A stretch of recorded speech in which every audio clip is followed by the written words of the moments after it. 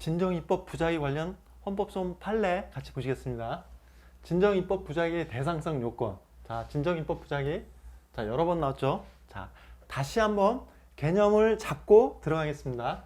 자, 진정입법 부작위와 부진정입법 부작위. 우리 이제 교재 39페이지에서 한번 다뤘어요. 진정입법 부작위란 입법자가 헌법상 입법 의무가 있는 어떤 사항에 관하여 전혀 입법을 하지 아니함으로써 입법 행위의 흠결, 레케라 그러죠. 그래서 즉 입법권의 불행사. 요게 진정, 아예 아무것도 안 하는 거. 근데 부진정 입법 부작위는 뭐예요? 이거하고 비교되는 게. 일단 하긴 했어. 하긴 했는데 불완전 불충분하게 된 거. 자, 입법자가 어떤 사항에 관해 입법은 했으나 이게 아예 안 한 거. 그 입법의 내용, 범위, 절차 등이 당해 사항을 불완전 불충분. 이게 규율을 함으로써 입법 행위에 결함이 있는 경우, 즉 결함이 있는 입법권의 행사.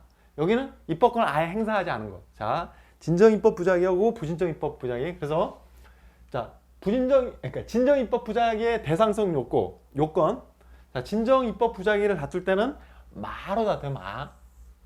68조 1항의 헌법소원으로 다투는 거죠. 그래서 제정을 청구하는 헌법소원은 헌법에서 기본권 보장을 위해 법률에 아까 명시적인 입법 위임을 하였음에도 입법자 이를 방치하고 있거나 헌법 해석상 특정인에게 구체적인 기본권이 생겨서 이를 보장하기 위한 국가의 행위 의무 내지 보호 의무가 발생했음이 명백함에도 입법자가 아무런 입법 조치를 취하고 있지 않은 경우가 아니면 원칙적으로 인정될 수 없다. 그래서 명시적인 입법 위임을 있거나 헌법 해석상 이렇게 입법 의무가 도출돼야 되는데 부진정 입법 부작위에 대한 헌법소원. 부진정 입법 부작위는 보통 위헌법률 심판, 불완전하게 돼 있기 때문에 그래서 그 41조에 의한 그 위헌법률 심판으로 다투거나 68조 2항의 헌법소원으로 다투는데 법률이라든지 법률 그 자체가 직접 기본권을 침해하는 경우에 그 경우는 68조 1항의 헌법소원으로 다툴 수가 있는 거예요. 그래서 입법은 하였으나 그 입법의 내용이 범위, 절차 등을 불완전 불충분 또는 불공정하게 규율함으로써 입법 행위에 결함이 있는 이른바 부진정 입법 부작위의 경우에는 그 불완전한 규정을 대상으로 하여 그것이 헌법 위반이라는 적극적인 헌법소원. 그러니까 법률 그 자체가 나의 직접 기본권을 침해했다 있을 뿐 입법 부작위로서 헌법소원의 대상으로 삼을 수는 없다. 그래서 부진정 입법 부작위를 대상으로 일단 법률이 있긴 있는 거예요.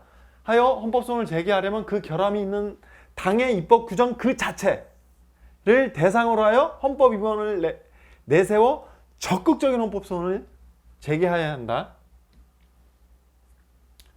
행정입법 부작위에 대한 헌법소원, 특히 행정명령의 제정 또는 개정의 지체가 위법으로 되어 그에 대한 법적 통제가 가능하기 위해서는 첫째, 행정청에게 시행명령을, 자, 행정입법이니까 시행명령을 제정 또는 개정해야 할 법적 의무가 있어야 하고, 둘째, 상당한 기간이 지났음에도 불구하고 셋째, 명령 제정권이 행사되지 않아야 그러니까 시행명령을 제정할 법적 의무가 있음에도 불구하고 상당한 기간 동안 명령 제정권이 행사되지 않았어야 되는구나.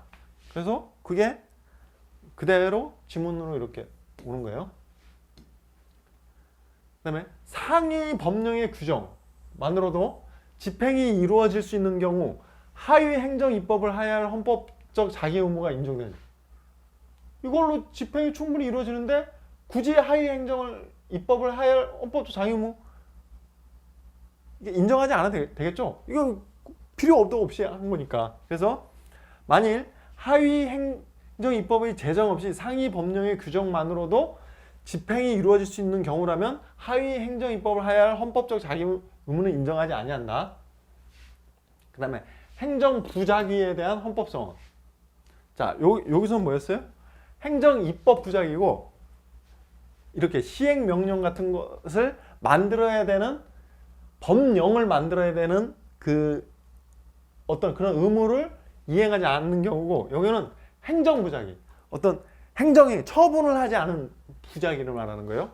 그래서 행정권력의 부작위에 대한 헌법소원은 공권력의 주체에게 헌법에서 유리하는 자기 의무가 특별히 구체적으로 규정되어 있음에도 공권력의 주체 그 의무를 해태하는 경우에 허용되는데, 자, 공권력 주체에게 헌법에서 유리하는 자기 의무가 특별히 구체적으로 규정되어가 의미하는 바는, 자, 첫 번째, 헌법상 명문으로 자기 의무가 규정되어 있는 경우. 둘째, 헌법 해석상. 이거는 진정입법 부작위가, 진정입법 부작위에서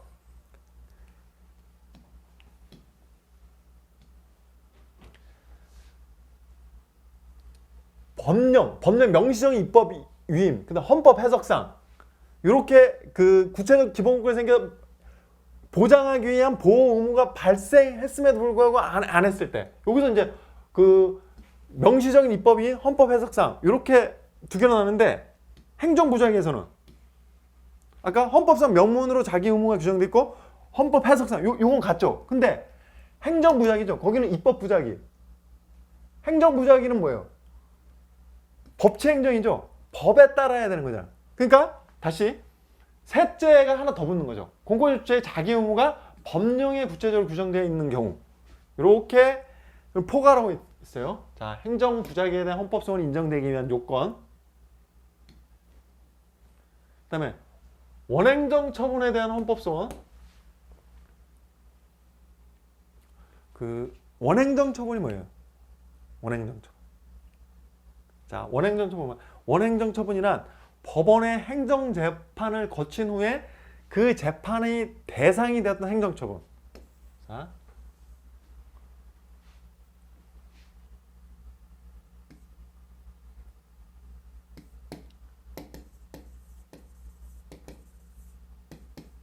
A에 대해서 어떤 행정 처분을 했어요. 아까 이제 영업 정지 처분. 그럼 A가 이 영업 정지를 법원에, 이 영업 정지 처분에 대해서 취소 소송을 제기했는데 법원이 기각 결정을 했어. 그러면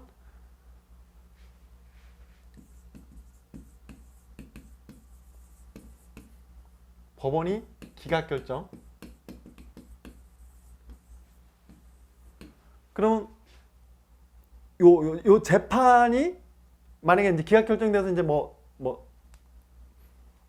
다투거나 아니면 이제 항소나 상고를 하지 않고 그 재판이 확정됐을 경우에, 그러면 영업 정지 처분은 기판령을 받고 있죠. 여기 영업 정지 처분은. 그때 요 판결이 있는 경우에 요 행정 처분을 요거를 원행정 처분이라는 거예요. 이러한 판결이 있는 경우에, 그러면 이 판결의 기판령을 받고 있는 상태예요. 근데 그러니까 보통 어떻게 되냐면, 이제 취소송을 다툰데 이제 기각 결정해서 이제 예를 들어 대법원까지 가서 기각 결정하면 이 영업정지를 더 이상 다툴 방법이 없어서, 네가 법원이 내린 기각 결정을 내가 못 받아들이겠다 그래서 이 기각 결정을 다투는 헌법 소원을 제기하면 그게 허용돼요? 재판 헌법 소원 금지되잖아요. 헌재법 68조 1항에 의해서. 그래서 재판 헌법 소원 금지 규정 때문에 기각 결정 자체를 헌법 소원으로 다툴 수가 없어. 그러니까 이 기각 결정, 법원의 소제기를 통해 다퉜던 아까 처분, 영업 정지 처분을 법원의 재판에 의해서 헌법 소원을 청구할 수 없으니까 영업 정지 처분을 헌법소원 심판 청구를 하려고 하는 거야. 이게 받아들여져요? 이 기판령 때문에 안 받아들여지는 거야. 그러면 이제 이게 예외적으로 허용되는 경우는 언제야?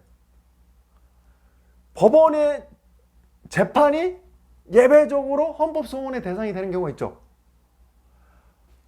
법원의 재판이 재판소원 금지 규정 때문에 허용되지 않는데, 법원의 재판이 헌법재판소가 위헌으로 결정한 법률 규정을 적용해서 국민의 기본권을 침해하는 재판이 된 경우에는 예외적으로 헌법소원의 대상이 되잖아. 그렇게 해서 헌법소원의 대상이 될 이 재판을 취소하는 경우에는 요 원행정처분도 취소할 수 있다. 이제 그 논리인 거예요. 자, 다시. 자, 원행정처분이란 법원의 행정재판을 거친 후에 그 재판의 대상이 되었던 행정처분을 말한다. 그래서 원행정처분이나 헌법소원 심판 청구를 받아들여 이를 취소하는 것은 원행정처분을 심판의 대상으로 삼았던 법원의 재판이 예외적으로 헌법소원 심판의 대상이 되어 그 재판 자체까지 취소되는 경우에 하나여 국민의 기본권을 신속하고 효율적으로 구제하기 위하여 가능하다. 네, 제 말이 무슨 말인지 아시겠죠? 자, 대통령이 국회 본회의에서 행한 시정연설. 그래서 정책과 결부하지 않고 단순히 대통령의 신임 여부만을 국민투표로 실시하고자 한다고 그냥 그 의견을 말한 거야. 이게 공권력 행사? 아니. 피청구인이 발언의 본인은 재신임의 방법과 시기에 관한 자신의 구상. 그래서 정치적 사전 준비행위 또는 정치적 계획의 표명일 뿐. 그래서 공고와 같이 국민투표에 관한 절차적 법적 계시로 볼 수 있는 행위가 있을 때 비로소 법적 효력을 지닌 공권력 행사가 있게 되고, 그런 법적 행위 이전에 국민투표 실시에 관한 정치적 제한 하거나 내부적으로 계획을 수립하여 검토하는 등의 조치는 일종의 준비행위. 그래서 공권력 행사에 해당하지 않는 거죠. 그래서 단순한 정치적 제한의 피력에 불과하다고 인정되는 이상 공권력의 행사 X.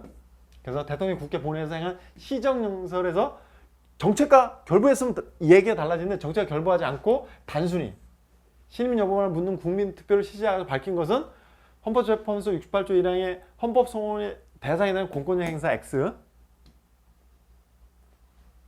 자, 수사기관이 기자들의 취재 요청에 응하여 청구인이 경찰서 조사실에서 양손에 수갑을 찬 채 조사받는 모습을 촬영할 수 있도록 허용. 자, 이런 걸 뭐라 그래요? 권력적 사실행위라고 그러죠. 자, 피청구인 청구인의 의사에 관계없이 언론사의 취재 요청에 응하여 청구인의 모습을 촬영할 수 있도록 허용한 이상 이미 청구인으로서는 수갑을 차고 얼굴을 드러낸 상태에서 조사받는 모습을 언론사에 공개되는 불이익을 받. 결국 심판 대상의 애들은 권력적 사실행위에서 헌법소원 심판 청구의 대상이 되는 공권력 행사에 해당.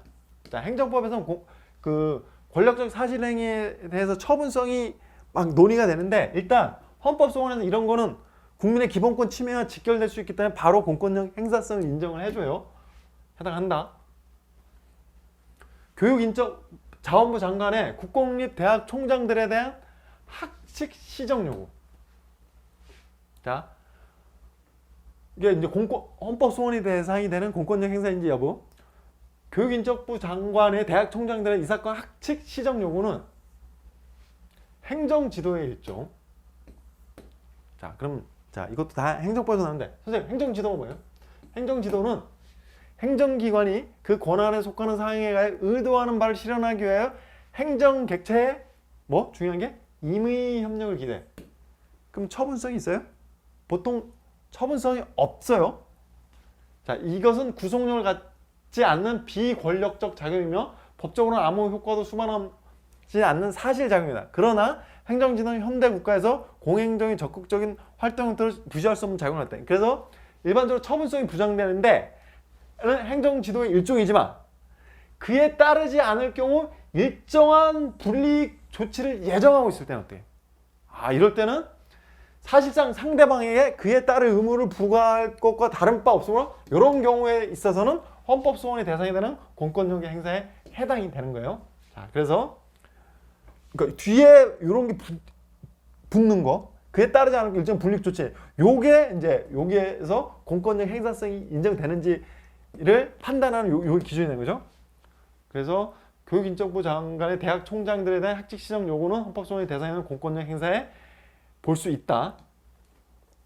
그 다음에 국립대학인 서울대학교 총장이 운동장 사용 신청을 거부.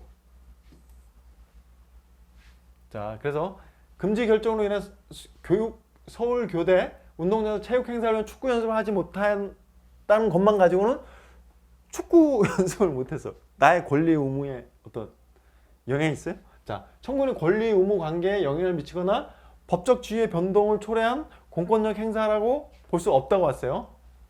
뿐만 아니라 청구인에게 서울교대 운동장의 사용을 요구할 수 있는 법규상 또는 조리상 신청권이 있다고 할 수 없으므로 뭐 이렇게 그거에 대해서 거부를 했다고 하더라도 그 뭐 공권력 행사가 아니라고 봐서 이제 부적법하다고 했는데, 자 여기서 한번 또 쓱 받아들이고 넘어가시면 돼요. 이거 다 행정법에서 배우시게 되는데, 국민의 신청에 대한 거부 행위가 공권력 행사가 되기 위해서는 국민의 신청에 대한 행정청의 거부 행위가 헌법소원 심판의 대상인 공권력 행사가 되기 위해서는 그냥 신청만 하면은 거부하면 다 그게 공권력 행사가 아니라, 그건 너무 넓어지겠죠. 개나 소나 뭐 이것도 아니고 저 국민청원했는데 안 했던 그 공권력 행사 거부니까 헌법소원으로 다 이게 아니라,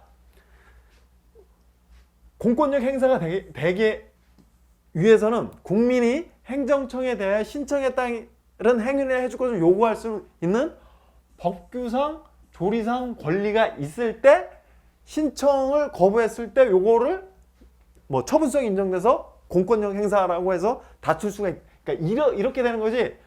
법규상 조리상 신청권이 없음에도 불구하고 신청했는데 거부하면 다 그게 그 어떤 헌법소원으로 다툴 수 있는 공권력 행사가 되는 건 아니라는 거예요. 그래서 법규상 조리상 신청권이 있을 때 신청에 대한 거부가 그 공권력 행사가 될 수 있구나. 그렇게 한번 받아들이고 넘어가시면 돼요. 재정 신청을 할 수 있음에도 이를 거치지 아니한 채 불기소 처분의 취소를 구하는 헌법소원 심판 거쳐야 되죠. 보충성에 의해서. 그래서 청구인으로서는 불기소 처분에 대하여 관할 고등법원의 재정 신청,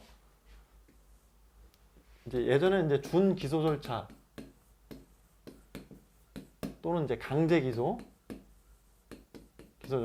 자, 불기소 처분했을 때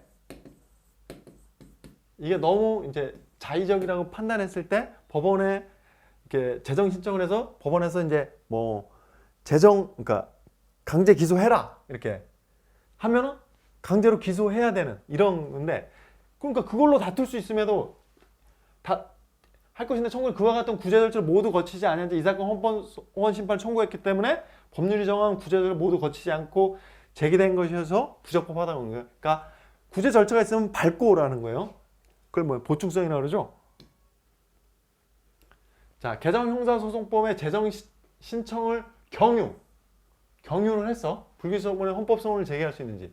자, 재정 신청 불기소 처분을 이제 법원에 자의적인 불기소 처분을 난 저놈을 진짜 처벌했으면 좋겠는데 불기소 처분을 하니까 공판 절차로 넘어가지 않잖아. 그러니까 근데 저게 자의적이야. 사실 검사가 그 불기소 처분권이 있어서 그 권한이 그렇게 막강한 거죠. 근데 그래서 자의적인 불기소 처분을 이렇게 다투려고 해서 법원에 의해서 재정 신청을 거치면 법원이 뭐 불기소 처분이 뭐 자의적이 아니다, 맞다, 그래서 기각 결정을 하거나 인용 결정을 해서 그래 기소해라, 뭐예요? 기각 결정이나 그 강제 기소 결정, 이건 뭐야? 재판이네, 재판. 자, 재정 신청 경유한 불기소 처분. 그러면 기각 결정이든 인용 결정이 나올 거 아니야. 그러면 법원에서 결정한 거니까 이건 재판이잖아요. 그럼 무슨 문제가 있어요? 재판 헌법소원 금지 규정이 된 거죠. 제기할 수 있는지. 자, 원행정처분인데 헌법소원 심판을 받아 이를 취소하는 것은 원행정처분을 심판 대상으로 삼았던 법원의 재판이 예외적으로 헌법소원 심판이 되는 그 재판 자체가 취소된 경우에 하나고, 법원의 재판이 취소되지 아니하는 경우에는 확정 판결 기판력으로 인하여 원행정 처분 그 자체는 헌법소원 심판의 대상이 되지 않으면 이와 같은 법리는 검사의 불기소 처분에 대하여 법원의 재정 신청 절차를 거친 경우에도 마찬가지로 적용된다. 그래서 여기서 재판에 의해서 여기서 원행정 처분은 불기소 처분이 되는 거죠. 그래서 아까 재판이 있는 경우에 원행정 처분은 요 재판이 그 헌법재판소 위원으로 결정한 법률을 적용하여 국민의 기본권을 침해되는 예외적인 경우에 재판을 그 헌법소원의 대상이 돼서 재판을 취소할 수가 있는데 그 경우에 이 원행정처분이 그 취소되는 이런 경우가 아니라면 요걸 헌법소원으로 다툴 수가 없다는 그 얘기인 거예요. 그래서 다시 원행정처분 여기서 이제 불기소 처분이 되는 거죠. 내가 헌법소원 심판 청구를 받아들여 이를 취소하는 것은 원행정처분을 심판 대상으로 삼았던 법원의 재판이 예외적으로 헌법소원 심판이 돼서 그 재판 자체까지 취소되는 경우야 하나다는. 그래서 이런 경우가 아니라면은 불기소 처분에 대하여 이렇게 법원의 재정 신청을 거쳐서 이게 나왔다면 헌법소원을 제기할 수가 원칙적으로 없다라는 거죠. 그래서 다음에 요거 이제 제가 법 조문 강의 때 좀 자세하게 설명을 했죠. 근데 다시 한번 설명을 해드릴게요. 이게 혼자서 공부할 때는 이런 게 굉장히 까다롭죠. 그래서 이제 형사소송법을 따로 공부하지 않으면 너무 복잡해서 그래서 제가 말씀드린 대로 일단 잘 따라오시면 돼요. 이제 먼저 정리를 나중에는 요 표 하나만 가지고 시험장에 가시면 돼요. 자, 형사 피해자 하고 형사 피의자가 있어요. 그 다음에 고발인이 있어요. 자, 형사 피해자는 예를 들어 교통사고를 당하거나 뭐 상해를 당한 사람. 그러면 형사 피의자는 뭐예요? 피의자는 범죄 혐의를 받고 있는 사람이에요. 받고 있는 사람. 이게 피의자가 검사가 공소를 제기해서 공판 절차로 넘어가면, 그러니까 법관이 있는 대로 가면 뭐예요? 그때는 피고인이 되는 거죠. 근데 여기는 불기소 처분, 자의적 불기소 처분을 다투는 걸 논의하기 때문에 형사 피의자가 나오는 거예요. 자, 그 다음에 형사 피해자는 수사기관이 어떤 범죄 여부를 어떻게 알아? 보통 이렇게 교통사고 나는 게 두들겨 맞거나 고소를 하죠. 그래서 고소한 형사 피해자. 그 다음에 고소하지 않은 형사 피해자. 그러니까 고소하지 않은데 또 알 수도 있는 건데. 그러니까 인지. 어떤 풍문을 듣고 요즘에 어디서 안 좋은 소리 듣는데 끙끙 앓은 거야. 그래서 인지에 의해서 수사가 들어가서 이제 범죄 수사가 들어가는 거예요. 그러니까 고소하지 않은 형사 피해자도 있을 수 있어요. 자, 요렇게 그래서 고소한 형사 피해자, 고소하지 않은 형사 피해자, 형사 피의자, 그다음에 고발인 이렇게 나눠요. 자, 이렇게 나눈 상태에서 먼저 봐요. 자, 피해자는 고소할 수 있다. 형사 피해자는 고소할 수 있어요. 피의자는 고소할 수 없어요. 자, 고소를 한 자는 재정신청과 관련해서 고소를 한 자는 재정신청을 할 수 있다. 그러면 고소를 한 자가 재정신청을 할 수 있고 재정신청을 하려면 항고를 거쳐야 하는구나. 이렇게 돼 있잖아요. 자, 이거 자료 다 있어요. 그러면 항고할 수 있는 자를 봤더니 고소인이나 고발인은 항고할 수 있다. 그죠? 그러면 형사 피해자는 그러니까 고소한 형사 피해자는 항고 할 수 있으니까 항고를 거쳐 재정 신청을 할 수가 있겠구나. 그죠? 그러면 고소하지 않은 형사 피해자는 고소를 한 자가 재정 신청을 할 수 있기 때문에 고소를 하지 않은 형사 피해자는 요 항고도 할 수 없고 재정 신청도 할 수 없죠. 그래서 고소한 형사 피해자만 항고와 재정 신청을 할 수가 있구나. 그 다음에 고소하지 않은 형사 피해자나 피의자는 항고나 재정 신청을 할 수 없겠구나. 이게 머리에 딱 들어가면 돼요. 그래서 고소한 형사 피해자는 검찰청에 항고하고 고등법원에 재정 신청을 할 수 있겠구나. 그러면 재정 신청에 대해서 아까 뭐라 했어요? 기각 결정을 하든 아니면 강제 기소 결정을 하든 뭐예요? 법원에 재판이 되는 거죠. 그러면 재판에 대한 헌법소원이 인정되지 않기 때문에 원행정처분, 불기소 처분에 대해도 헌법소원이 인정되지 않기 때문에 원칙적으로 헌법소원이 인정되지 않는다. 재판에 대한 헌법소원. 고소하지 않은 형사 피해자는 아까 검찰 항고를 거쳐서 재정 신청할 수 없다 그랬죠. 그럼 보충성 예외에서 헌법소원이 인정되는 거죠.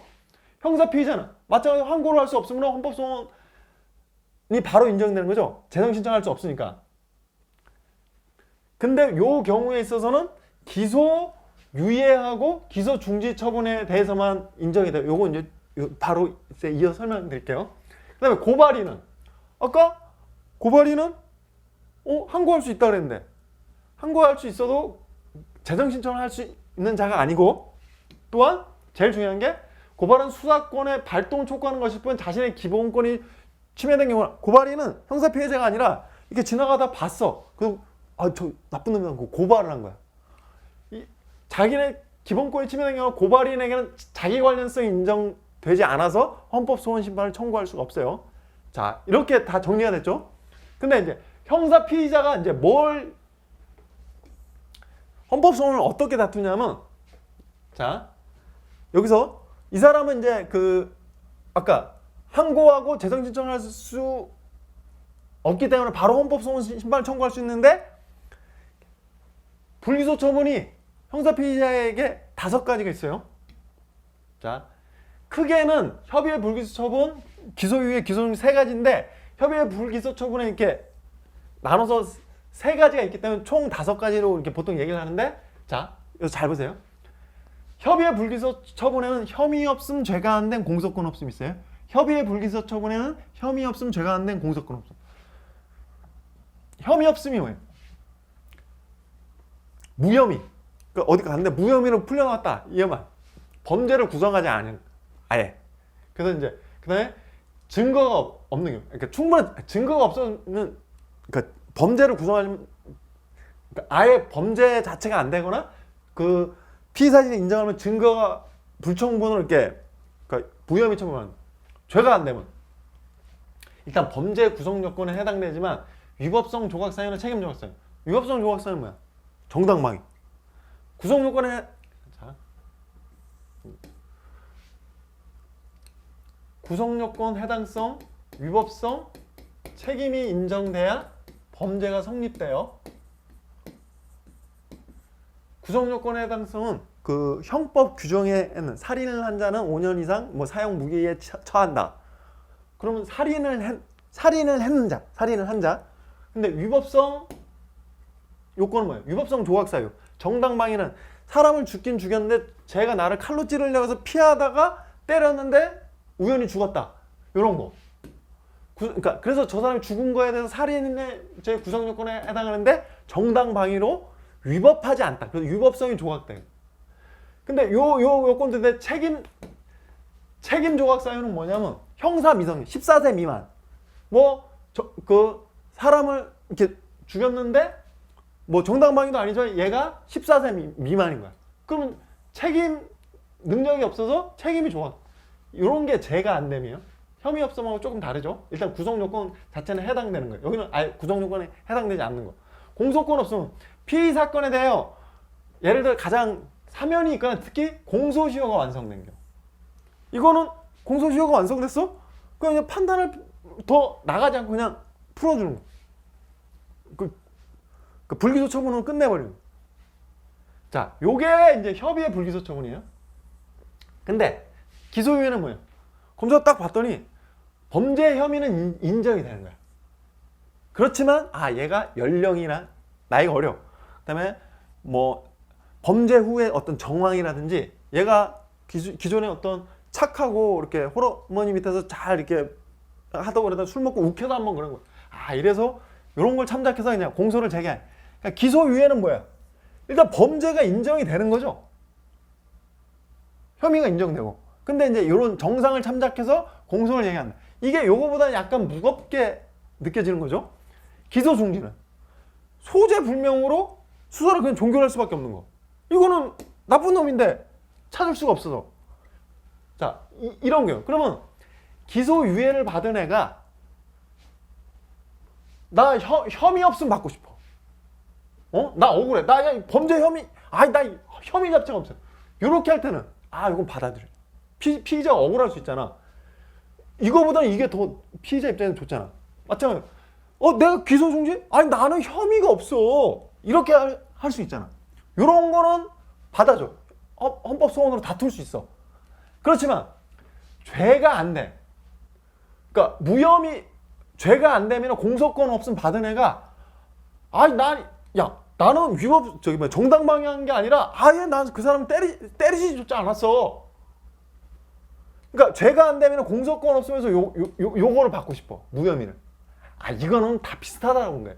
여기서 무혐의 처분은 그 피의자한테 되게 유리하다고 봤는데 요 죄가 안 됨이나 공소권 없으면서 이렇게 혐의 없음 받고 싶다. 그러면 이거나 뭐 별 차이 없다. 굳이 이거를 이제 헌법소원으로 다툴 이익이 없다. 이렇게 본 거예요.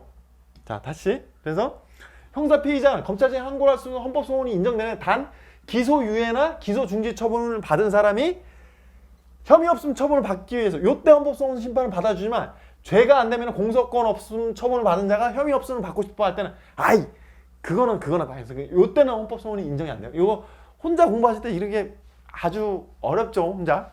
근데 그런 의미예요. 자, 그래서 검사의 불기소 처분에 대한 헌법소원. 그래서 한 번에 정리할게요. 피해자의 고소가 아닌 수사기관 인지 등에 의해 수사가 개시된 피의 사건에서 검사의 불기소 처분이 이루어진 것. 자, 고소하지 아니한 피해자는 헌법소원 심판 청구할 수 있다 그랬죠. 그래서 별도의 고소 및 이에 수반되는 권리 구제를 거치게 하는 방법으로는 종래 불기소 처분 자체의 취소를 구할 수 없고 어쩌고저쩌고 하면서 고소하지 아니한 피해자는 예외적으로 헌법소원 심판을 곧바로 청구할 수 있다. 이제 바로 정리되죠. 기소유예 처분을 받은 피의자 할 수 있다 그랬죠. 기소유예 처분을 받은 피의자가 범죄 혐의를 부인하면서 무고함을 주장하는 경우는 검찰청구에는 다른 법률에 권리구제가 마련되어 있지 않기 때문에 보충성의 예외에 청구 허용된다. 자, 이제 바로바로 들어오시죠. 고소인 고발인 말을 검찰청법상 항고권 규정하고 있는 검찰청법 아까 10조 1항 1문이 피의자는 왜 아까 항고할 수 있는 자로 규정하지 않느냐.